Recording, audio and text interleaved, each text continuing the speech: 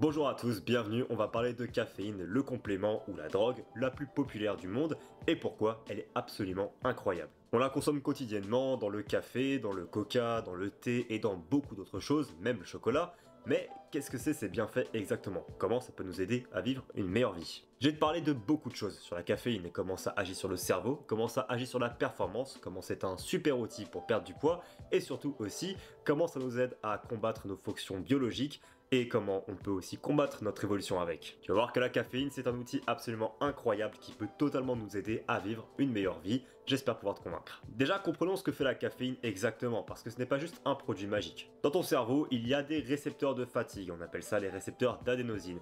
La caféine, tout simplement, va empêcher ces récepteurs de s'activer. Ce qui fait que lorsque tu auras des signaux de fatigue dans ton corps, la caféine va les empêcher de bien s'activer, donc tu ne ressentiras pas la fatigue comme tu devrais la ressentir normalement. Et beaucoup de personnes vont argumenter que si tu ressens de la fatigue, c'est que tu as besoin de te reposer. Mais la biologie et l'évolution vont te démontrer le contraire. Historiquement, notre cerveau est programmé pour pouvoir économiser de l'énergie, parce que lorsqu'il n'y a pas beaucoup de nourriture, eh bien c'est à notre avantage d'avoir des périodes où on se repose énormément et des périodes où on est très actif pour pouvoir chercher de la nourriture. Le problème, c'est que dans le monde actuel, tu te doutes bien, il y a une abondance énorme de nourriture et de calories, ce qui fait que la façon dont notre cerveau a évolué pour survivre n'est pas la bonne et n'est pas la meilleure dans la société actuelle. Alors la caféine nous aide à réguler cette nouvelle réalité et à retirer les signaux de fatigue lorsqu'on n'en a pas besoin, parce que tu n'as plus trop besoin de dormir à 11h, 14h, 15h, il faut avoir tes 8 heures de sommeil, mais les siestes ne sont pas si nécessaires maintenant. Il est bien évidemment super important de bien dormir et se reposer et avoir une vie pleine, mais si tu n'aimes pas faire la sieste à 14h et que tu préfères faire autre chose de ta journée comme travailler ou t'amuser, eh bien la caféine va totalement t'aider à combattre ce rythme naturel. On a un énorme surplus d'énergie dans la société actuelle, donc la caféine va nous aider à réguler cela, et ça c'est super intéressant pour ceux qui veulent vivre beaucoup plus pleinement leur vie. Maintenant, on va parler d'effets de la caféine qui sont totalement prouvés par la science, parce que ce que je viens de te dire avant, c'est un peu la pseudo-science, et bien que je trouve ça bien logique et rationnel, eh bien, on ne peut pas vraiment prouver ça. Mais pour moi, c'est un des bels avantages de la caféine, de pouvoir ne jamais être fatigué. L'un des plus gros impacts de la caféine sur le corps, c'est sur la performance, mais avec des très hautes doses. Sur le plan mental, la caféine va augmenter l'excitabilité de notre cerveau, ce qui nous permettra d'avoir une cognition plus rapide, c'est-à-dire réfléchir plus rapidement, et d'une manière physique, cela nous permettra d'être beaucoup plus réactifs et beaucoup plus puissants. Bien sûr, à des très hautes doses qui vont au-delà de 200-300 mg, soit 2 ou 3 cafés, mais la caféine a aussi un très bon avantage physique pour les athlètes ou les personnes qui veulent une meilleure performance mentale.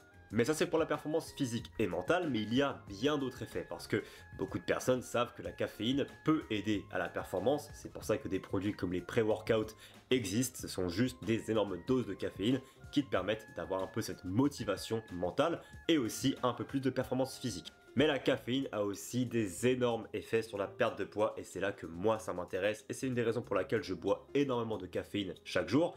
La caféine peut totalement t'aider à perdre du poids.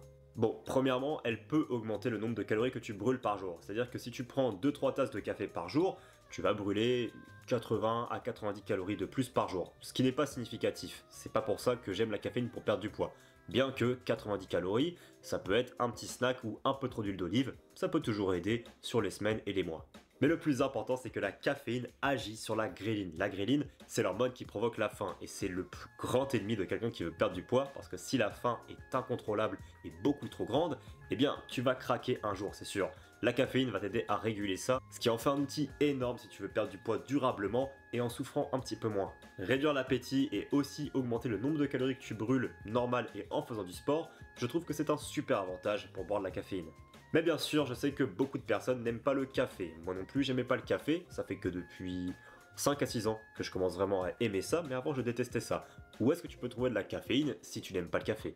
Bon, déjà il y a la réponse assez simple, mais que, bon, je ne conseille pas trop, c'est les boissons énergisantes. J'en consomme énormément, parce que je suis extrêmement sportif, je marche beaucoup, je fais beaucoup de sport, donc je peux me permettre un petit écart là-dessus. Néanmoins, pour beaucoup de personnes, boire des energy drinks tous les jours, ce n'est peut-être pas la meilleure idée. Par contre, le mieux, si jamais tu veux vraiment consommer de la caféine pour les bienfaits que j'ai cités au-dessus, c'est de soit prendre des compléments alimentaires de caféine, ou prendre des pré-workouts et des choses comme ça. Personnellement, je te conseille de prendre des pilules de caféine, c'est le plus simple, ce sera équivalent à 1 ou 2 cafés et tu auras totalement les effets sur le goût du café. C'est expéditif, c'est simple et ça marche. Sinon, tu peux aussi te mettre au café qui est la meilleure boisson du monde si tu commences à l'apprécier petit à petit.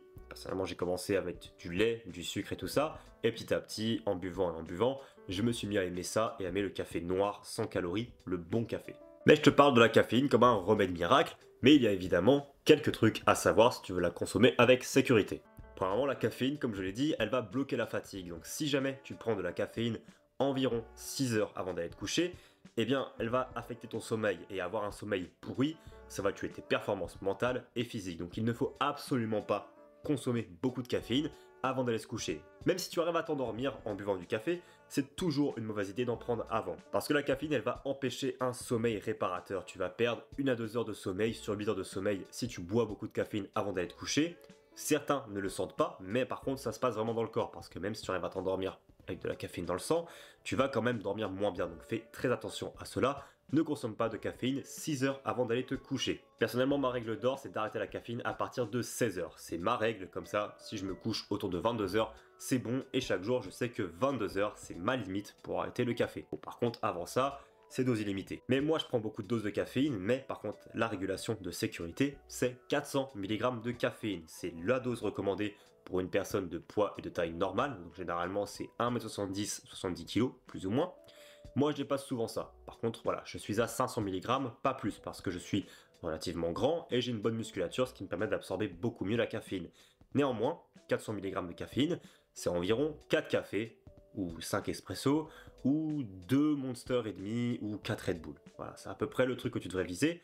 Généralement, c'est assez pour beaucoup de personnes. Néanmoins, tu peux avoir des accidents avec la caféine parce que si jamais tu fais des soirées alcoolisées, des soirées avec des potes, eh bien si tu prends 1, 2, 3 cafés la journée et que le soir tu prends 1, 2, 3 Red Bull, eh bien tu vas très vite dépasser ce 400 mg de caféine et généralement le mix avec l'alcool et le manque de fatigue peut parfois provoquer des petits symptômes pas très agréables. Donc fais attention à cela, il y a quand même des petites choses à savoir avec la caféine, même si je trouve ça incroyable, il ne faut absolument pas que ça ruine ton sommeil. Maintenant je vous donne quelques petits avantages en plus de la caféine, il y a quelques petites corrélations avec la caféine et la réduction des maladies mentales, parce que comme la caféine peut augmenter notre concentration, notre mémoire, notre cognition en général, on a des réductions de risque d'Alzheimer et d'autres maladies mentales. Ça c'est un plus, mais la corrélation elle est un peu dure à trouver. Juste la caféine, c'est que du bienfait et que des bénéfices à condition que tu respectes ton sommeil avec la caféine. Ne surconsomme pas de la caféine pour compenser un manque de sommeil, il faut en boire, c'est super sympa pour tous les bienfaits que je t'ai donnés. Néanmoins, ne va pas en boire à 19h, 20h après d'avoir mangé ou ne va pas en surconsommer parce que tu as mal dormi. Tu ne peux pas non plus remplacer une bonne nuit de sommeil et beaucoup de personnes rentrent dans un cycle où en fait, ils surconsomment de la caféine constamment pour rattraper le sommeil que la caféine leur a retiré. Et ça, c'est peut-être la pire idée que vous avez. Donc respectez bien la règle de 16 heures. Si vous vous couchez à 20 heures, ce sera plutôt 14 heures, voire midi.